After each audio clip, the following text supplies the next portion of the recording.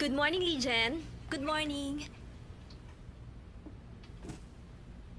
Teka, binabasa mo ang original textbook? Kailangan meron tayong research paper sa economics. Pero ang sabi ng professor, ito ang babasahin. Bale, wala naman kung tutusin. Naisip ko lang naman na ang professor na katulad ni Franklin may pagka-stricto. Kaya naisip ko na basahin na rin ang librong to. Pag marami kang nabasa, marami kang may sasagot sa tanong niya. Tapos na ako. Siguradong bagsak na ako. Huwag kang mag-alala, madali lang naman yan. Siguro ganun na nga. Ito lang naman ang pinababasa niya, di ba?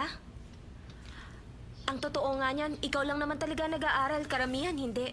Pumapasok lang sila para makipagsosyalan. Pag hindi kotse ang pinag-uusapan, payabangan ng bagong bag at kung hindi, syempre mga bagong damit. Alam mo ba si Shenwei? Nagparetoke siya ng ilong. $500,000 ang nagastos. 500,000? Hindi na maganda. Kawawa naman sila.